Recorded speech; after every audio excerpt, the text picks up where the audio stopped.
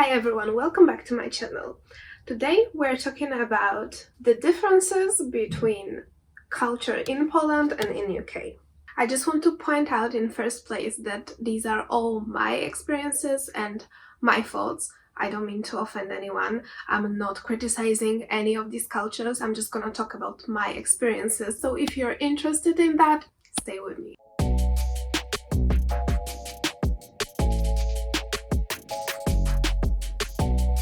Okay, so I'm gonna start from a few obvious things, but I'm gonna mention them because I think that I struggled with them a lot in first place. So as we all know, we have a left-hand side traffic here in UK, and in Poland, as in the whole Europe, it's a right-hand side traffic. It's not really a cultural thing, it's more of a law. But basically, I remember in first couple of weeks, I struggled so much with remembering it. Not only was I looking in the wrong directions when I was crossing the way, but I would also wait on wrong bus stops, and I would get into the wrong type of bus because I was used to going in the different direction. So that caused me a little bit of trouble. The interesting part for me is that, for example, even though we have a left side traffic here overall, in many specific places like pavements, sometimes underground, it's not always the rule. Like, you can see people going both ways. Sometimes when you enter the underground and you have stairs, you're actually going on the right hand side. So sometimes that confuses me, but at the same time, I guess it just differs between places. So I guess for pedestrians, there's no one specific rule. I usually keep left, but sometimes it's wrong and I have to switch sides, so it really depends. The second part is the well-known by the whole world British politeness. And this is something I also really had to learn, that the usage of thank you, sorry is actually huge.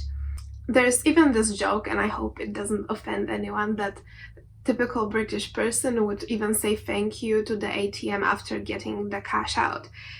And I actually learned to be this way, to the point that I come back to Poland and I would automatically say sorry even if somebody stepped into me or touched me or did something. I would be the one to say sorry. And I find it really nice because even if it's not your fault, you're saying sorry, both sides say sorry, and there's no issue.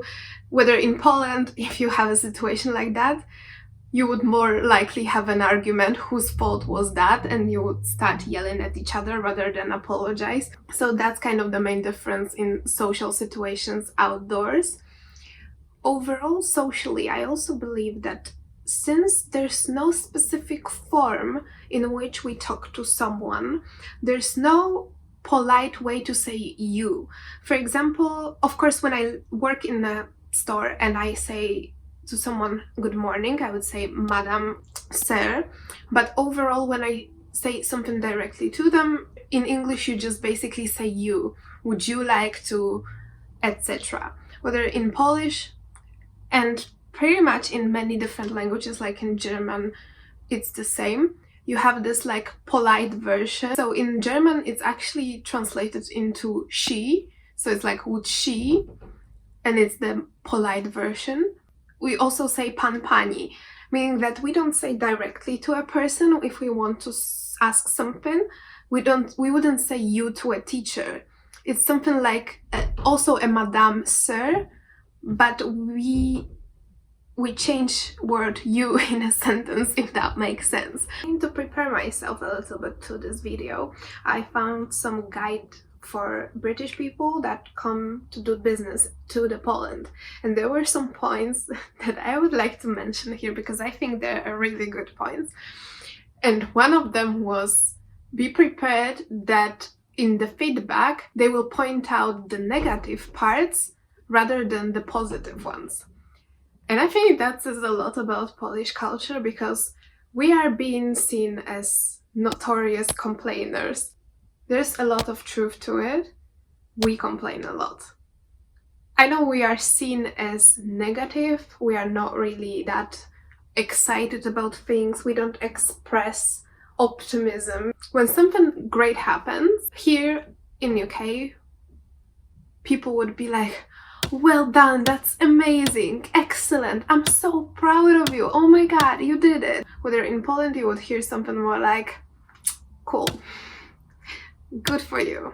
Things like I'm proud of you, especially I think for me that was an interesting thing, that people tend to say things like I'm proud of you even to people they don't really know that well.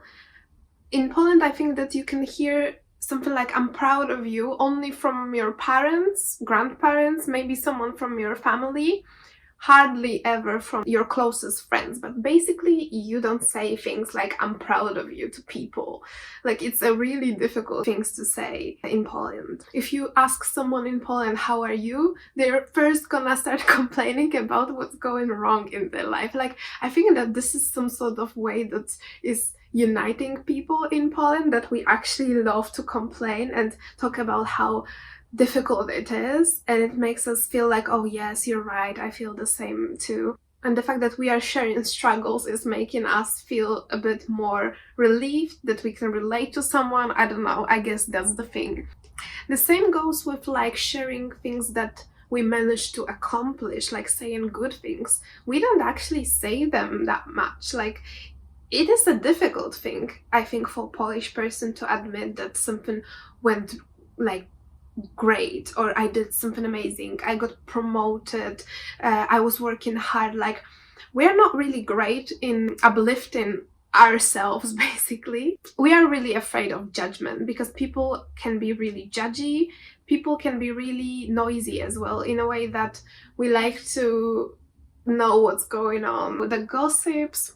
There are two funny things that I've read as well in one article, that there is no equivalent for Polish word kombinować.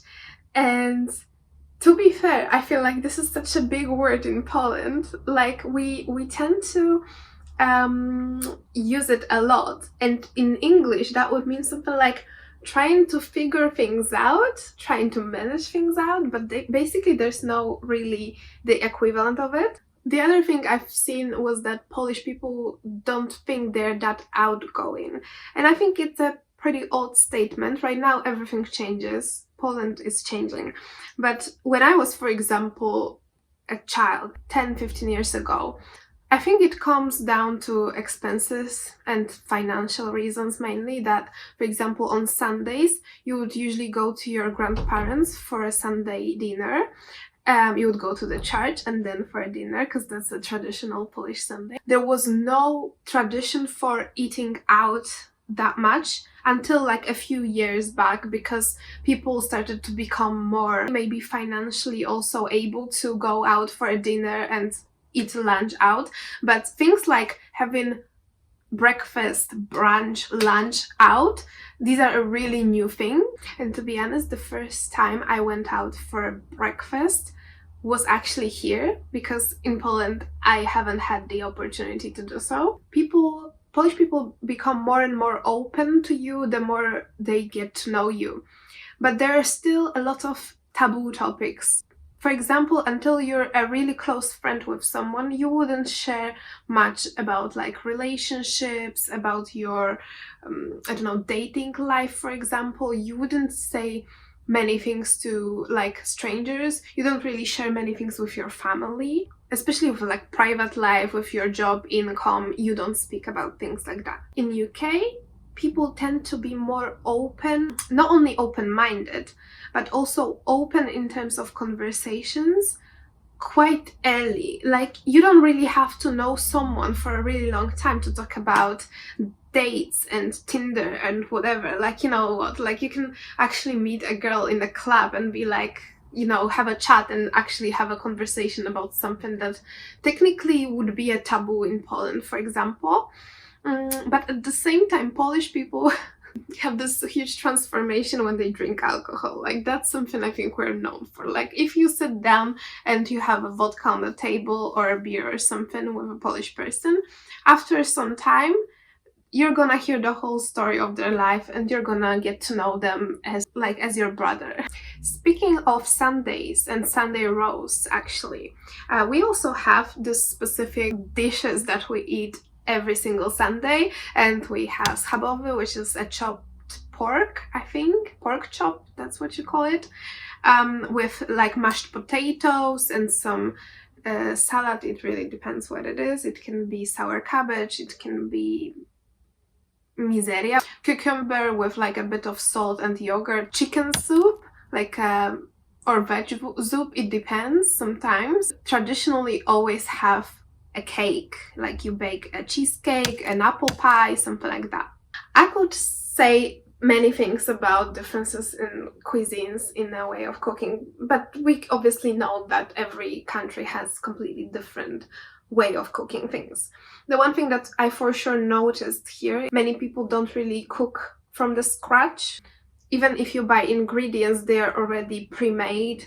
Like, for example, in UK, you can buy already chopped onions, so you don't have to do it. The same with mushrooms. Like, you have pre-packaged food. In Poland, there's no really such thing. I think there's this big tradition of cooking from scratch. There's also an interesting difference between lunches, because for example, here there's a big thing about meal deals, right? So you have a sandwich, a packet of crisps, and a can of Coke or a water or some juice. When I was a child, you would get a sandwich and it would be usually bread with butter and ham or cheese, and that's it. Sometimes you would get some money to buy yourself something, but basically if you bought crisps, don't tell your parents. The way we drink tea, this is interesting, and I think that British people may consider our drinking tea as a sort of abomination, because in Poland, when you prepare tea, you add lemon and sugar or honey. In the winter, for example, one of my personal favorite type of teas is making a tea with a lot of ginger, honey, oranges, lemons, cloves, is that how you call it? Cinnamon. It's almost like mulled wine, but in a tea version.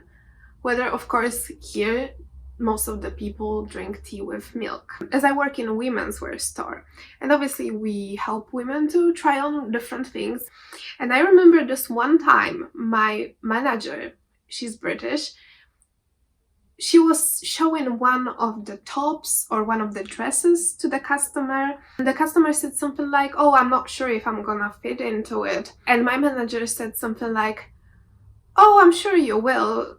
You have no hips, so you will fit into it." And I remember I looked at her and I was like, what did you just say? Did you say to a customer that she has no hips? And she's like, yeah, it's a compliment. I'm like, a compliment? How can it be a compliment? And she's like, well, British ladies don't want to have hips, like you want to be skinny. And I'm like, I might be wrong, but from my perception, saying something like that to a woman in Poland would offend her, because we consider hips like, you know, this kind of hourglass figure as potentially the most desirable one. Of course, it was changing through many years, and I personally think that majority of Polish women don't really have this kind of figure. We tend to have bigger boobs and no hips and quite small legs, but it depends, obviously. There's this one thing as well that is quite interesting, that, for example, in Poland, when you drink beer, especially if you're a woman, you usually drink beer with syrup. Like, that's just a thing. Wherever you go, you're gonna have a ginger and raspberry syrup. And that's quite normal, because women are kind of stereotypically known for not liking beer because it's bitter. So we usually tend to have it with syrup, so it's sweeter and it's fruity. In UK, you mainly drink ciders, not necessarily beers. I mean, you can obviously, but ciders are more fruity and sweet. There's no such thing as syrups for beer here. Like, I've never seen it anywhere, and usually when I say it to people, they are quite surprised that there's such thing in Poland, where there is. And with vodka, like when we take shots of vodka, it obviously depends on a person. Some people don't drink anything after that. Some people drink water. It's supposed to prevent hangover, actually, but for me, we have something called popita, which is after drink. And I know there's technically such thing in UK, but I'm not sure if there's a specific name for that. And I'm not sure if it's really well known. I've seen that most of the people, when they're taking shots, not really with anything after that. But it may also come down to the fact that, first of all, the shots here are mainly like tequila or other things, not necessarily vodka. And even if I think it's like mixed with something, so it's not pure vodka, whether in Poland when you take a shot, it's usually pure vodka. Without like getting into educational system, for example, because obviously that's the whole huge another topic, like we don't have such thing as college or sixth form, we go after high school straight to the universities. Culturally, in Poland, you don't talk back to older people. You don't talk back to police officers, to authorities. You need to be careful because there's this big respect but also kind of fear. I've actually seen this point in this article about like businesses, that you need to be really careful with criticizing something that older person did, because there's this hierarchy in Polish structures. So if something went wrong, you shouldn't be saying negative things about something that older person did, and especially a person who is above you in terms of structure. And that's a big thing. Like, that's something that is going on at universities, that's something that is going on in families. Like, even if your grandma is completely wrong, even if she's saying something completely rude to you, even if she's saying something terrible, you're raised in a way that you shouldn't really say anything about it. You don't talk back, you don't voice your opinion as a younger one. If you're a student and your professor is saying something quite ridiculous or is offending you, unfortunately, you also don't really say anything. You don't defend yourself. Someone who is older supposed to be wiser. There's no such thing as calling a bus, like waving to the bus to stop. The bus will always stop. There are specific days in Poland, for example, when you have open clubs, like Wednesdays or Thursdays, depending on the clubs, where you have ladies' nights. Between, let's say, 9 and 11 p.m. or 12, ladies drink for free. In terms of night out, and I'm really going to try to say it as politely as I can, and again, I'm trying not to voice any opinions, no judgment, I'm just speaking from what I've observed. When you go for a night out in Poland, as a girl in your group of girls, you don't really wear heels. Like, for us, the comfort is more important. So the fact that we're going to dance for like next couple of hours usually means that we're not gonna wear heels, because we're not gonna feel comfortable. Basically, you want to go for a dance, you want to look nicely, but still it's quite a modest type of looking. Whether in here, I've noticed that the girls are dressing out, like, whew, super high heels, mini bodycon dresses, full makeup, everything is like on flick. In Poland, you usually just walk to the club, you do some kind of pre-drinks, you usually stop for some shots in like a shot pub, and then you go to the party. Whether here, most of the girls, as far as I've seen, they take an Uber and they go directly to the clubs. Alright, so that's everything I prepared for you today for this video. I'm sure I'm gonna do a second part because I haven't mentioned so many things. Thank you so much for being here with me today. I hope you enjoyed this video. Please subscribe to my channel and I see you in my next one. Bye bye.